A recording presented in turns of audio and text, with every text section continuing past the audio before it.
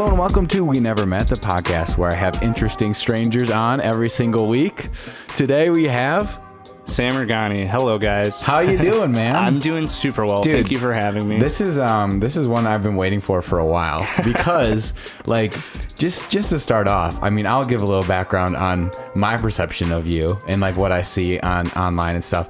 Your photos don't even look like they're possible to do. What? I'm like in like the best way possible. It's like last night you were shooting at a place a couple doors down from here. Yeah. And I was with Josh Arter, who's been on the podcast before, and we were talking about you and how we don't even know how it's possible. Like, oh my god, I'm like blushing. You guys can't see it. Yeah, I look at your photos and I'm like, how does he do this? I really appreciate that, man. Josh, for just side note, is maybe my favorite photographer and one of my favorite photographers. It's so cool what he does. Yeah, it's amazing. But I really appreciate that, man. Thank you. So how long have you been doing photography? I started in 2010. I went to MPS school called, this is a mouthful, but it was called Ronald Wilson Reagan College Preparatory International Baccalaureate High Man, School. they need to change that name. Yeah, right. Yeah. And you could take two paths in this school. All of the courses were AP based. Okay. You could either do a music based, three paths: music, like mathematics, history, and English based, or art based, like journey through your high school career. Okay. That's kind of cool that they allowed you to do that. Yeah, it was really wonderful. And the teachers I met really like impacted me, but I chose the art route, and I can't draw for shit. So that was out. Yeah, I can't paint, and I tried to make this triptych, and it was a nightmare. Oh yeah. And I picked up a Canon Rebel. I think it was like one of the first ones that the school was renting out to the art students, and it just kind of like snowballed from there. One of my first photos from our senior gallery, that was like what we had to do to graduate. Sure. Got published on Milwaukee, which was like it was a big deal for me. I didn't It's really a big deal now. Yeah, it's cool now. Thank you. I didn't really understand the scope of it at the time. So I went right after I graduated high school, I went to Cardinal Stritch University for a little while. Then I transferred to UWM and kept pursuing like a photojournalism and then photography. And then I just, my life kind of like continued to snowball, and I just have been doing it freelance ever since. Wow. So right out of college, you just started doing like photography full time pretty much? I wish. It was a little bit of, I started doing photography, and then I like really rooted myself into the music scene. Shout out to Breaking and Entering. They really supported me like right as they came out. I released a solo EP in 2013, which is really embarrassing to admit. Yeah. Some people know of it. Some people don't. It was under the name Comet Tales, and it was like this synth wavy pop stuff, and it was a lot of fun. But can you still find it now? Is it still out there? Maybe. You have to dig really deep. Really deep. Yeah. And I won't help you find that. Yeah. I'll actually obstruct you from it. Yeah, exactly. Yeah. Exactly. So I was like really into the music scene for a long time, and I made a lot of friends, like the boys in Paper Holland, are like huge shout out to them too. Yeah. And then I just recently in 2015 I met Ashley Berry. Yeah, I saw her last night. She was crazy dope. She's a lot of fun, right? Yeah. But we actually met to make beats together, and I was going to start producing some music for her. And we were just like shooting the shit and talking, and I actually like impulse bought a camera. It was a Canon T6i while I was hanging out with her. Yeah. And then I just like picked it up back in 2015 or 16 and just kept rolling since then. Okay. Yeah. So I guess my question is, originally when you started, was there a point that you were taking pictures and kind of doing it? Because I feel like there's a point for everyone where you get lucky a couple times. You're like, wow, this is a really cool photo that I took. I can't believe I took that. But like the rest of them are kind of like, they're fine. That might be all the time, actually. Like not now. Some shows for sure. Shows is like, for any photographer who wants to be a show photographer, it's always quantity over quality at a show. Like just shoot, keep because artists are intermittent and they move weird and differently, and lighting is intermittent and it changes, and just keep shooting. Just click. Yeah, for sure. I saw you last night because do you film video too, or do you just do photography, or was that you just literally taking as many shots as possible? Yeah, that was just me like kind of like D-Day shooting as much as you can. Yeah. So that's a lot of what I'll do. Like at shows, you'll just see like my camera come up from the crowd, and I'll just start like firing off. Yeah. So, but was there a time for you where it became more consistently like you like refined kind of what you wanted to do, like for photography? Yeah, I think right at the beginning of 2017, I like woke up one day and I was like, this is kind of like what I need to start doing. Yeah. So I purged all of my social media, and now it's like, if you go all the way back on any of my accounts, it's just, photography based stuff. Yeah. But it was like at the beginning of 2017, I was like, I just have to do this. So I started going to shows, and I started like paying my way to get into shows to shoot, which was, it was really like hurting me for a little while, because I would like go to work, then I would go shoot some shows and go to work and shoot, and like just this back and forth. But it taught me a lot, and it was really fun. Yeah. I mean, it's hard to get cameras into shows sometimes too. I got my camera kicked out of the Collectivo back room. Yeah. Collectivo. If you guys are listening to this, Collectivo back room, I want to shoot there. Please stop treating me the way that you guys do, because I love you. It's crazy. It's crazy. She's like, I brought my camera in because a guy I had on the show, Zach Petrini. Yeah. He was performing at the Collectivo opening. And I'm like, dope. Yeah. Like, he's such a cool dude. And I'm like, I want to take pictures of him performing here because it's dope. And I bring my camera in or whatever, and she's like, do you have credentials? Or a photo pass or something like that? No. Like, do I need credentials to take pictures of the opener? Yeah, totally. Like here?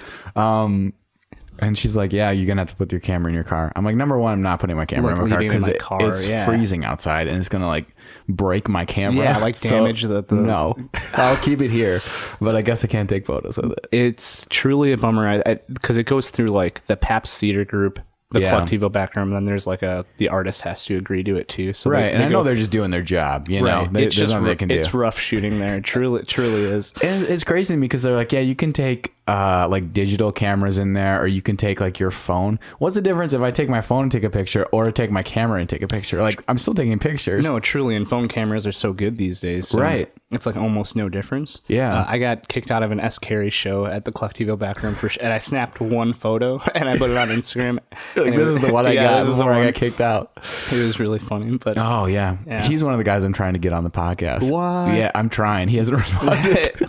That would be amazing. That would be so crazy cool. With photography, you know, in bands and stuff, do you just like rock up there and be like, I'm just going to take pictures, or do you know everyone beforehand and being like, hey, I'm going to take pictures of you? I used to just go to shows and shoot for people, and now I've kind of like built a little bit of a presence where people are really stoked. Like I'll message them like, hey, I'm coming to your set. Right. Just let me know if you need anything from me. And that's been really cool. Just like build those types of friendships and connections with people. Yeah. But like from like 2017 to to summer of 2018, I was just showing up to places and shooting, which was really cool because I think artists, a lot of musicians have so much on their plate. Like the last thing they're thinking about is like, I need a photographer. I need a photographer, or like, what does my social media look like? What does that do for my brand? Like, you know, is that helping me reach people? And even I got to witness like firsthand with a handful of artists in the city what like their social media presence can really do for them in the long term. Yeah. So aesthetically, do you think you have like a style, or do you just kind of, because I feel like there's a picture of like you have of the art museum and like the whole grass is red. How did you even do that? That's with my boy Reggie Cologne. He's an awesome musician. I just changed in Lightroom. It's really easy to change greens to reds. Okay. So if you see any of those like really weird red, pink, purple photos that of like leaves and stuff, changing those hues is really easy just by like moving the color filter over. Okay. It's like 101 almost, but people love it, and I'm like, okay. Yeah, no, it was crazy to me because like it didn't affect the rest of the photo. That was like usually when you shift colors like that, everything like starts to turn red, and like the sky and stuff like that. Yeah. And like I just like pulled the bottom half, and then like I chose like some of the it's really cool. I edited on an iPad Pro, so I'll like spend time like just with my fingers like highlighting stuff and like zooming in, and it's a lot more helpful than a trackpad has ever been, or like a Wacom tablet. Is that what one of those? Oh yeah, I know what you're talking about. Yeah, where you can draw on it and stuff. Yeah. So the iPad Pro is like really taking me to the next level. Yeah. And speaking of, like, you should shout out your Instagram so people can follow you and see what we're talking about. Oh, my Instagram is at Samerghani, SAMERGHANI. And I want to talk about the Japanese. What is that collectively? Because I took Japanese for 6 years. That's amazing. I'm like a little embarrassed because I only took for like a year. Well, I can tell you I don't remember really much about it. Wonderful. Less embarrassed. But I just have a really deep passion for Eastern culture. Like my parents are from the Middle East, and like a lot of Eastern culture in comparison to customs here are about like respect and honor and patience. An old friend told me a story about like the ode of samurai. Like samurai will never pull their unsheathe their sword unless they're willing to die. And when you think about like when you're in an argument or a fight or any sort of conflict with somebody, I always try to remind myself like not to pull my sword because I don't want to intimidate somebody else. Like even if it's like a metaphorical sense, excuse me. I feel like as I started to get older, I realized that a lot of the things that I truly value were based on some of those customs and cultures that were much unlike here. And the aesthetic of the Japanese is awesome. And just like right on the nose, I think when someone's going through, you can use social media as a tool, and it's an art form in itself. So if someone's like scrolling my page, when they see my photo, they have a reaction. And then they see the Japanese and they have a reaction. So they're almost like attempting to translate it. And then they get to hit the translate button. And then they get a little slice of like what Instagram translated it to. Because I'll translate it using like Google Translate, and I'll go through it for like 10 or 15 minutes trying to find the perfect translation. And then it'll retranslate itself on Instagram because Instagram has a different translator. So what I'm saying isn't what Instagram is showing you. So there's like a bunch of different layers to it. And I think it's cool. It's like me trying to communicate out of like a little black box, and it gives people a chance to like think about the art a little bit more. And that's what I want. I want it to just be a little more thought provoking. Yeah. And I think also, you know, if you're too lazy to look up Japanese, it kind of allows you to, like put your own meaning on whatever the photo is. If you're just like, oh, well, I can't read this, so like, what does this mean to me? You know, it's less about the caption and more about the photo itself. And that's exactly. Thank you. That's exactly what I'm going for. Yeah. So on your website, there's like mainly 3 different categories that you do for photos. What it's like abstract. What are the other couple that you have? Portrait and music. What do you think your favorite out of those is to do? Oh, abstract. Is it? Like, yeah, 100%. I absolutely loathe taking photos of people. Oh, really? I absolutely. Why? Taking photos of people is great, and it's very lucrative, and it's a wonderful tool. But a lot of people have an unrealistic expectation of what they look like. 100%. And taking photos of people, I think you don't get to capture it's like very artificial moments. Right. It's like pose, smile, or don't, whatever. Just take a picture. Exactly. And I know that sounds super cliche for a photographer to say, but when I'm shooting like landscape or abstract photography, I kind of black out when I'm shooting because like I'm not really thinking. I'm just like so involved in the moment. And same when I'm like shooting music photography, I'm like so involved in that person's set. That I truly like. There's like a blackout period during the creation of the art. But I don't really get that when I shoot like portraits. Because it's so clinical almost. Where you're like, that's a really good way to put it. Look at the camera and all. That's a amazing clinical. That's it. Like nail on the head, man. So that was another thing. You like when you take pictures and stuff like away from the portraits, like the abstract and concerts and things like that. What are you looking for? Like, is there like certain shots that you're looking for? Is there a certain aesthetic that you're looking for? Because a lot of your photos seem very heavily like they're insanely cool. Like even the concert ones where you don't have necessarily the lights for it, they're like lit really insanely. It looks so cool. Even when you don't set up lights, the way you're shooting, is that like something that you always take into consideration is like lighting and stuff? Lighting is like especially show lighting is like truly the bane of my existence, or any right. So you're always like fighting with the light. A lot of photographers say they chase the light, but I feel like I'm like constantly fighting it. Yeah. So I was just shooting at Anodyne last night, and it looks cool to our eyes because our eyes are perfect, but shooting there was a nightmare because those like little light bulbs on the stage were like blown out. Yeah. And then like the musicians right behind it were like really dark. So it's like fighting with that stuff. But to start at the top, I'm usually looking for like straight lines. Okay. And everything else, you kind of like know it when you see it. Yeah. So I don't ever really know what I'm looking for a lot. Like that blackout period starts to take over, and I just kind of like turn into a Dr. Jekyll, Mr. Hyde type. You're just like going. Yeah. And then I start to like see it as it manifests in front of me. Yeah. But when I'm editing, I'll usually like those show photos with like weird light. I'll have my ISO like way higher than I want it to be. Yeah. And then it's a lot of like post editing work, like lifting the shadows and then pulling the contrast really low so that everything isn't like grainy or stark, and the lines of like someone's shirt and then the background and foreground isn't like too crispy or anything like that. Yeah. So it's a lot of like post edit manipulation for those low light concert photos. Yeah. And is there certain things that you see out in the world when you're not at like a specific event that inspires you to take pictures? Like, do you find like landscapes to be really cool, or like, I don't know, architecture, things like that? Like, yeah, some days I'll catch stuff that I've seen like a million times, and then I'll see it like 1,000,001 times, and I'm like, that is beautiful. Like, it'll just like catch me. Yeah. And sometimes we'll be out shooting like a music video or really anything, and I'll catch like a tree, like something that'll just catch my eye. But I think now that I'm like really doing it full time, my photo goggles are like always on. Yeah. Like they have like not turned off. Yeah. I would say since like the beginning of 2018, my eyes have like always been open. Yeah. For that kind of stuff. Cause I feel like there's a lot of people out there that are, at least myself included, that are like, wow, they say the same, like, wow, this looks so much better in person than it does on my camera. But I feel like you do like the exact opposite, where it's like, it looks better in photos than it could ever look in real life.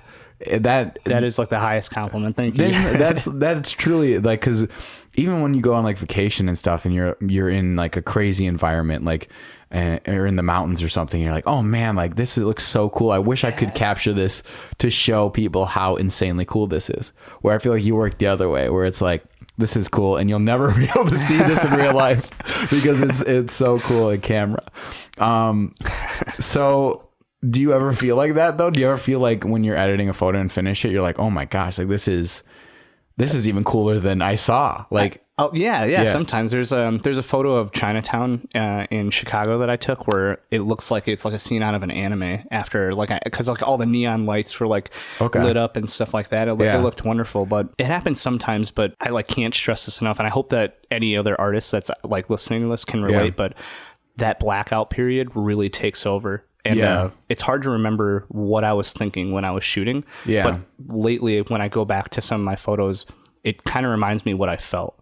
Yeah, that's cool. But it's hard to remember what I was seeing when I took it, like why I saw that. Yeah. Because like, again, like if any artist can relate to this, like that blackout like being on period, stage and like performing and you just don't remember anything, exactly. But you just did it. Exactly. Yeah. Yeah. In this kind of stuff, does it take you all over the world? Like, do you do photography in other countries and stuff? I would like to. Yeah. I know my page says booking worldwide. Yeah. And I hope like this year is going to be the year I visit like Ireland. We're planning a trip to Japan as well. I went to school in Ireland for a little bit. That's amazing. Yeah. Was it wonderful? It was very cool. I mean, it depends on when you go. Okay. Because I went there from January to May, and it rained like almost every day until like April. Was it like bitter cold too, or? It's weird because they have palm trees there. Really? Yeah, in Ireland. And you don't really think of that because the way the country is set up on the ocean, it's like they get a certain current, and like the way the air works, it's so moderate that they can have palm trees. That's so But cool. you never think of Ireland having palm trees. No, like, that's weird. Like grassy hills and like Hobbit-esque stuff. Yeah. But I mean, it's like, it's the old, it's all so green and lush there that it has to rain a lot. Otherwise it wouldn't be green. You know what I mean? So I guess I never thought of that. So it's like, that's like kind of the thing you have to take in. It's like when I went out to Portland, it like rained a lot, but like it's really beautiful and green and lush. So it's like, well, you got to take it if you want this to exist. Yeah, right. Otherwise you're just in a desert that's a really good point. Yeah. But yeah, Ireland was really cool. Are you considering going to Japan, or have you gone to Japan? We're actually like planning the trip like within these like few weeks right now. Yeah. We're shooting for November. But we might push it back to spring to watch like the cherry blossom trees bloom and all that stuff. Yeah, that would be cool. Yeah, we're really excited for that. Are you going to for just vacation, or are you going to shoot stuff too? Just to shoot, yeah. Oh, really? Yeah. Just to shoot? Just to shoot. Dang. Yeah. Where you go? Like what cities and stuff? I think we haven't like got a lot of the details, but we're looking for an Airbnb in northern Japan. We actually want to try to stay on like a farm and then like just travel the country over like the 7 to 10 days. Yeah. Like just like by bus and backpacking and stuff like that. Yeah. I mean, I'd love to go there. We had the chance in high school, in Japanese class to go, but it's expensive. And ungodly expensive. Especially in high school. Yeah, it's like, well, right. Where am I going to get this money from to go? Right. But, so I guess when you first started, going back to that, when you first started photography, what did you initially just latch on? Were you initially like, oh my gosh, this is so cool? Or were you kind of like frustrated? Because I feel like when I learn something new, there's an initial period of like, wow, this is really cool. But then there's also the next period of like, I'm getting really frustrated because I don't know how to work. Yeah. I think I like forced myself to like keep grinding because there was not a lot else I felt like I could do. Like there was no perfect outlet for me. Like I said, I couldn't paint. I can't draw. I sing, but I sing very poorly. And like, I'm going to listen to the EP and let you know. I'll send it to you, but you can't I won't send it to anyone else. It's so bad. And like, I've been in and out of like punk bands like my whole life now, but, and they all sucked, but a ton of fun, but they all sucked. And, I just needed something, and I just wanted to express like what I was seeing and like how cool things actually look. Because like when you like look around, like an artist designed this, and an artist designed like this, and an artist designed everything. Like everything we interact with, someone spent hours of their lives like designing and articulating, and then some executive fucking okayed it, but you know, like gave it the green light. But like everything we like interact with, like someone spent a part of their brain power like creating, and I think that escapes us far too often. So I wanted to start capturing things that are beautiful, and everything is beautiful if you're willing to like just take a step out of your comfort zone and realize that you got one shot at all of this. Like you got one fucking shot at all this. Sorry if that's okay. You got one shot at all this, and just like open your eyes a little bit more. Don't let all that negative shit take you down, because it could all go away. Yeah. Is that a more recent mindset, or have you always kind of felt like that? Oh, way more recent mindset. Really? Yeah. I was really struggling for a long time. I was really going through like really harsh bouts of depression and anxiety. And I was still there. Yeah. Yeah. My apologies, man. No, it's it is. It truly is. Yeah. And I was like, I tried to take medication, didn't work. Self-medicating. I do not recommend. It kept feeling like nothing worked, but it sounds cliche, but just keep your head down and keep grinding on whatever like fills your bucket, whether it's art or whether it's like your job, whatever your passion is, like your pets, your family, your significant other, like whatever it is that keeps your bucket at least a little full, like keeps your nose above water. Sure. So that you can open your eyes a little bit more, like keep doing that. Yeah. That's like my best advice. Yeah. Cause I mean, I've had, I have OCD and an anxiety disorder. Like I got diagnosed like super young, at like 12 years old. And I've like gone to the hospital for like panic attacks, cause they've gotten so bad, where you almost like stop breathing, you know? And it is a thing of like, it's really hard. Cause I feel like when you just kind of sit around, I found myself, at least when you sit around and just like think about how terrible it is to go through like depression or anxiety, it makes it 100 times even worse, you know? And it's nice to find something that you're passionate about and you can like put yourself into and go into bouts. I used to say cause I do like comedy and improv and stuff, and cool. if I can make someone like go into that stage and even forget about, you know, being depressed for like 10 minutes or like not having anxiety for like 5 minutes just of their break. day. Yeah. Right. Like that's the goal. And if you can find stuff like you do where photography, where you can just like literally just go in and just like forget about everything else for like 30 minutes even, that's like such a huge thing, you know? It really is. I feel like very, very grateful to have found something like this. And I will say, like, it didn't like even way back in high school, like I didn't know that this was going to be this way. And it felt like every like part-time job and like every failure and every lost friendship or broken relationship, like every like little lesson led up to like where I am now. Again, as cliche as that sounds, but like I didn't know that photography was going to be like my thing. Yeah. Probably until like the beginning of 2018, even like still while I was shooting like way back in 2017, going to all these shows, like I was just like, this is a lot of fun. But I think it's like relationships. You don't really know you're falling in love until like you've fallen in love. Right. You know? Yeah. And now you're in love. Yeah. Now I'm in love. Yeah. I hope she doesn't break my heart, but I'm going to enjoy the ride.